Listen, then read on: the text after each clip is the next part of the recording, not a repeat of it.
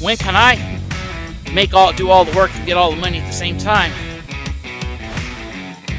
YouTube has become a full-time job. YouTube is taking up a lot of my time.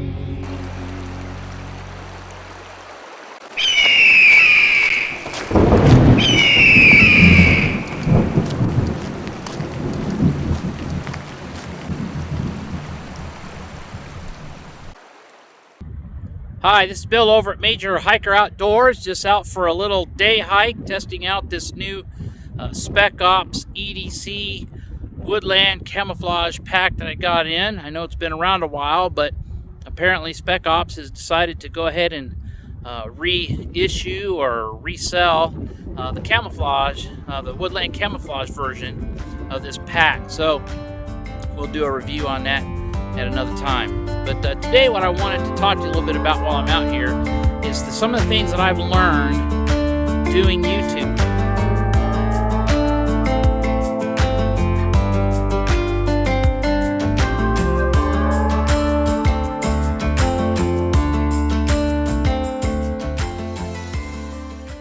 It's a little breezy out here today, but it's still a good day to be out.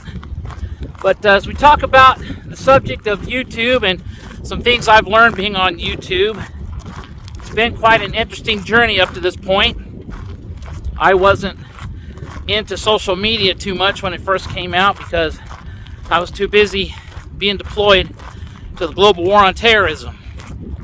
But after I retired and got out and started becoming interested in some things, started finding some folks on YouTube and discovered YouTube and said, hey, I think I could do that too.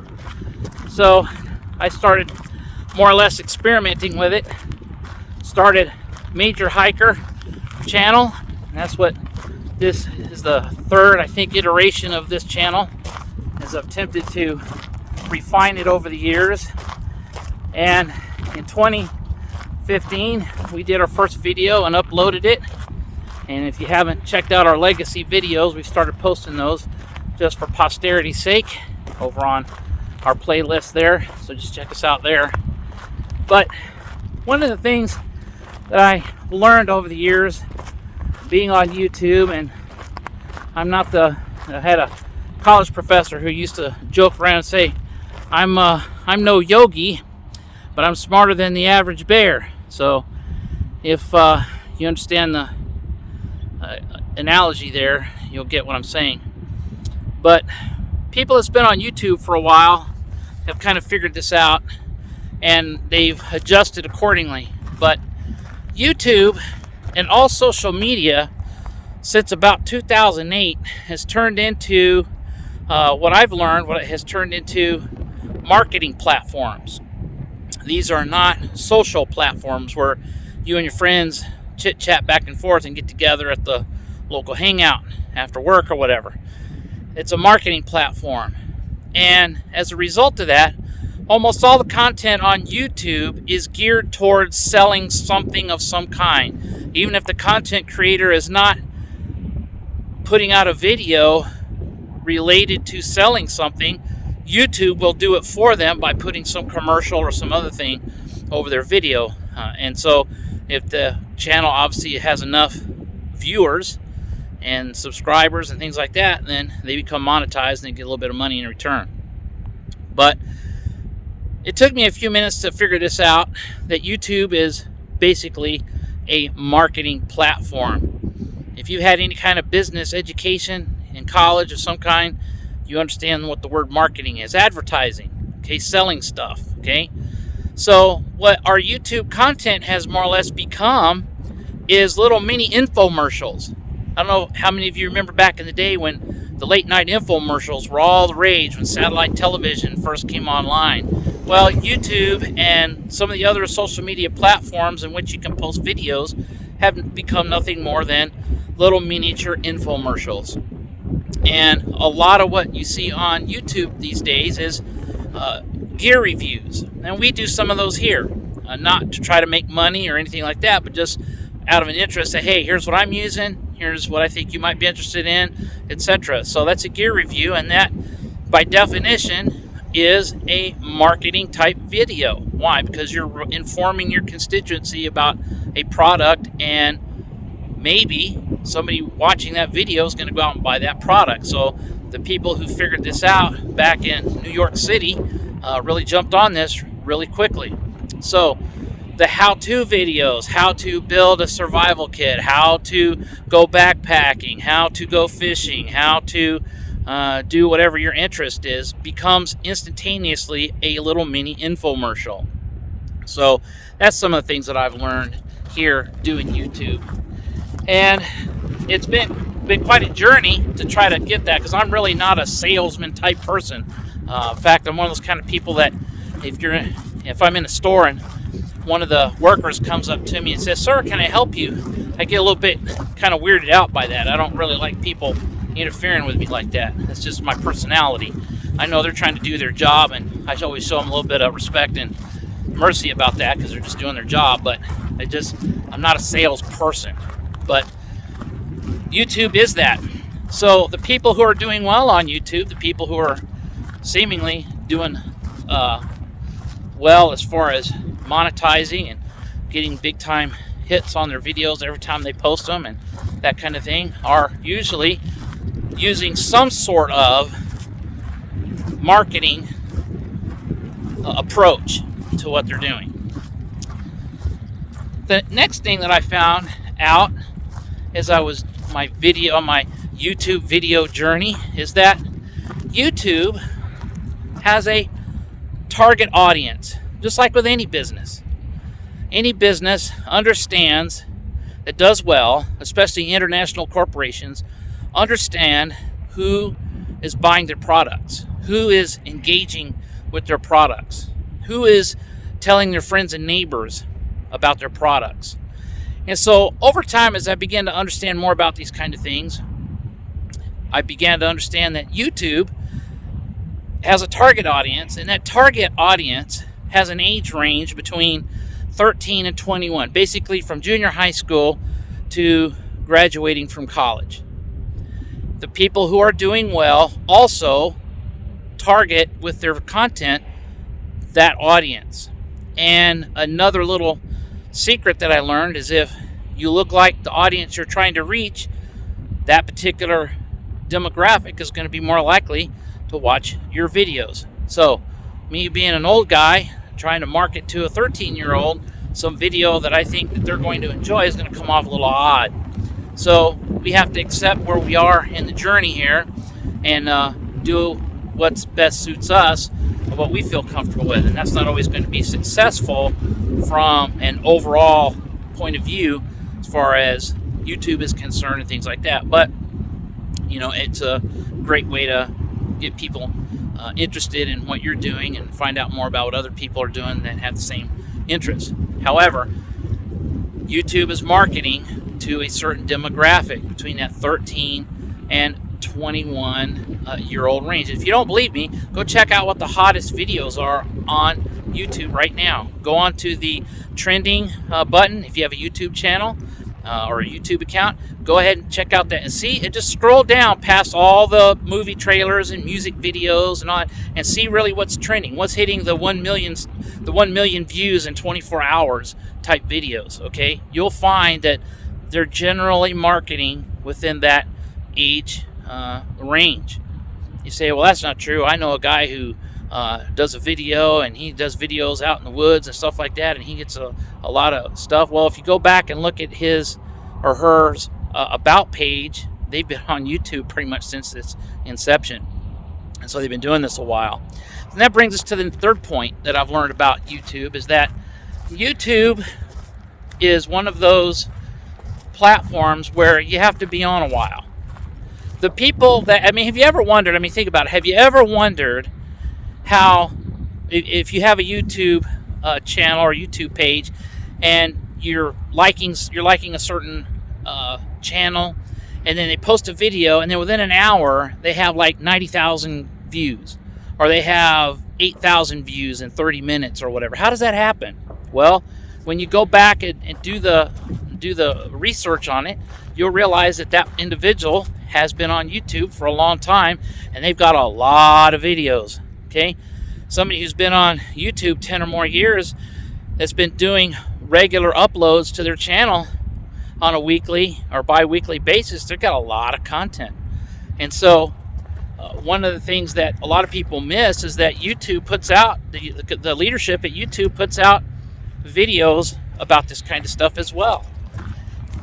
And you can go onto YouTube, you can Google it, whatever you want to call it, on how to be successful on YouTube, and you'll find, and don't go to the ones from the fellow content creators who are putting up how-to videos, because all you're doing is, in all reality, is helping them, build their base and get a bigger audience by doing that.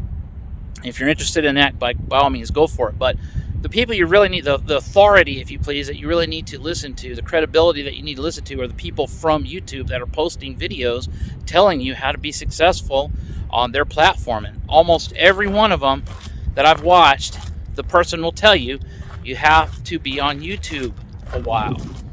So your brand, as they call it, your handle, your logo, your name of your channel, your icon that you use, and all that kind of stuff is part of that brand you're projecting out there. And in order for people to really get into it and for you to see yourself become successful, if that's what you want to be, comes down to being on a long time. So those three elements all put together, seemingly, for at least from my perspective, from what I've been watching, seems to be somewhat of the secret to success. It's not always true. There's always exceptions to the rule, but by and large, that's what I've personally seen about YouTube, is that people have been, understand it's a marketing tool. They're marketing to YouTube's target audience with their content, and they are also been on a while. Okay? So this brings us to a little bit of a conundrum for those of us who have busy lives, like yours truly, with 1,000 things to do every day and every week.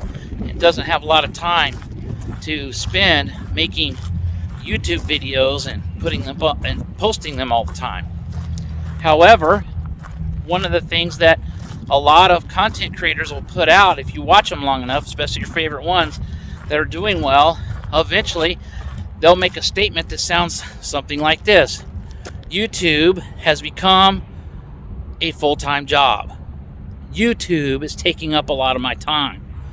Why? Because it's like anything else. The more you give, the more you got to give. The more you post, the more you need to post. The more people respond to you, the more you want to continue giving them things that they'll respond to. Why? Because there's a psychological need being met between the content creator and the audience. Okay? You get a little bit of an adrenaline surge and an ego boost when somebody likes your video, or you go onto your content of your latest video, and you see that you've gotten, 3,000 hits in an hour, 10,000 hits in a week or something. Okay, so that really starts to really, give you a more of a motivation to want to keep doing it and to do more of it more often. However, guess what happens? People who have daytime jobs, it starts to become a problem for their families and for their free time. You say, what do you mean by that? Well, for single people, it's not a big deal. But for married people with children, especially elementary school age children, it becomes a big deal when you take your 2-week vacation and the only thing you do on your 2-week vacation is go up into the hills and film YouTube content. Okay? Or you stay in your garage in your home-built YouTube studio and film 2 weeks straight in a row. As we say in the Army, household six don't approve of that too much. Okay, it's okay for a while. But you say, well, we make money doing that. Well, again, here's the next thing I've learned about YouTube. YouTube is kind of an upside down pyramid scheme to a certain extent, or lopsided. You say, what do you mean? Well, we, the content creators, more or less do all the work. We do all the time. We spend all the time doing content, editing it, tweaking our pages, zealously following all the recommendations that YouTube puts out, even going so far as to looking at other YouTube people that are so supposedly successful and trying to glean little tips and tricks from them. And what ends up happening is you're doing all the work, and YouTube and its advertisers are making all the money, because that's how that works. See, it's kind of like but it's almost like any kind of entertainment kind of world. The entertainment world's a lot like that. Whether it's Hollywood, whether it's music and film, whatever it is kind of upside down, where the people you see on the screen are doing all the work. They're getting a little bit of money, and believe me, a lot of them get paid well, but compared to what overall they're making for their companies, it pales to insignificance. Okay? Same is true with YouTube. You say, well, then why is it such a big deal? Well, because, again, we live in a free market economy here in the United States, and that's the way it works. You say, well, when can I do all the work and get all the money at the same time? In all reality, you're not. It's just not going to work that way. Why? Because as you grow, you got to bring more people on. I would challenge any of you to watch Les Stroud's director's commentaries on his YouTube channel, where he kind of talks a little bit about the industry. And he doesn't say a lot, but he says enough that you understand. He said, when he says, well, I had to hire this videographer, I had to hire this editor, okay, he's not giving them nickels and pennies for their time. Okay, he's going into legal contracts with them. The money he's making, he's having to give over to them, and of course he's keeping some for himself. But as an entrepreneur and as a person who's doing this kind of thing professionally, and what ends up happening is you're finding YouTubers are doing something similar. I remember a few months ago, one of the guys I've been following, he put out an advertisement. He says, I'm looking for a video editor. I need someone to hire that I can help do my editing on my YouTube video. Well, that brings us to another thing I've learned about YouTube and YouTube creators. There's a lot more going on with them than meets the eye. If you're just the average Joe Schmo like me, you don't have a whole lot of resources to spend a lot of time doing this kind of thing. However, when you look at some of these folks' videos and the things that they're doing, the time they're spending doing it, they have some kind of revenue source that pays them a lot more money than most of us are making to be able to be out there and doing what they're doing. Whether that's owning their own property and keeping it up, whether that's becoming, they're doing some other thing, and YouTube is like what they call a side hustle. Whatever it is, they got money, and they got money to spend. And they're making enough money on YouTube, and they're making enough money in their so-called day jobs that they're able to hire other people to do some of these things for them, to where it frees them up to do nothing but shoot video, come back, enjoy the great outdoors, let somebody else do all the tabletop time. Okay, so that's what I've learned about YouTube in the short few years I've been messing around with it. Now, YouTube is fun. YouTube is a creative outlet for me personally. I'm in a position, I don't need YouTube as a side hustle to earn extra income. There are people that do, and my hat's off to them. My heart goes out to them that they got to come up with more than one or two ways to bring the bacon home, so to speak. But that's what you got to do. That's what you got to do. So if you're one of those people that really needs YouTube in your life to help supplement your income, then by all means, knock yourself out. This also brings up another point that I've learned. I've heard several YouTubers say, and the leadership on YouTube kind of puts this out as well, is that you have to kind of see your YouTube channel as like a personal business or a small business. You got to come at it with business kind of approaches and business principles. Well, again, if you're the average ordinary guy, to quote a famous musician from a few years back, okay, guess what? You're not going to have the knowledge unless you go seek out the knowledge to do that. But number two, you're going to have to give up a lot of time eventually to make this your thing. And if you're doing well enough at it, hey, go for it, But there's some people that it doesn't mean that much to them. I heard a recent YouTuber talking about people whose channels are not doing very well over time, and they're complaining about it, and that they need to understand that what they're doing with their YouTube, they need to have a plan. Plan your work your plan, kind of a thing. Well, some people really aren't interested in making their YouTube channel like that, and they're okay with that. Okay, so if you're one of those, don't feel intimidated to go out and, you know, knock the world out with your YouTube channel. But if you're one of those people who've been laboring, and you want your YouTube channel to be something more than what it is, then yeah, by all means, listen to some of these people who've been there and done that and understand from experience, from what they've learned on how to be successful. But for Major Hiker, for me and Major Hiker Outdoors, we're just here to have fun. We're here to make quality videos, and we're here to upload content as we're able to.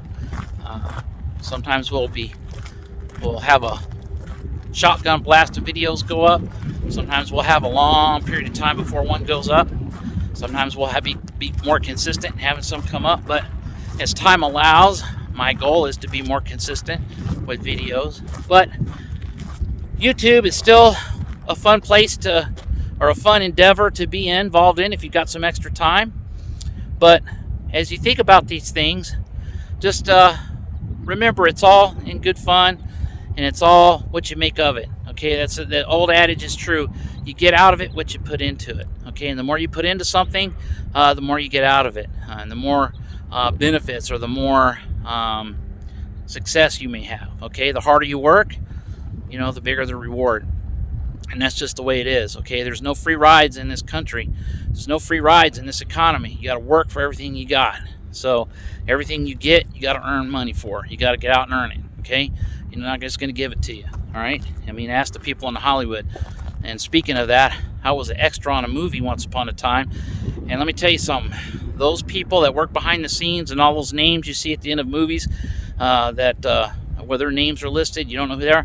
Those are the people that are working 20-hour days, 7 days a week for 4, 5, 6 months at a time on a movie. Those people work for what they get, believe me. So, as we think about YouTube, and I just wanted to share a few thoughts with you as I'm coming close to the end of my walk here, and I appreciate you joining with me. And we love being outdoors and doing what we can outdoors. And it's a great outlet. It's a great stress relief. And so if you haven't been outdoors lately, and you can, go for it. Okay. As you can see behind me, this is probably a better shot here. See behind me, this is a great place.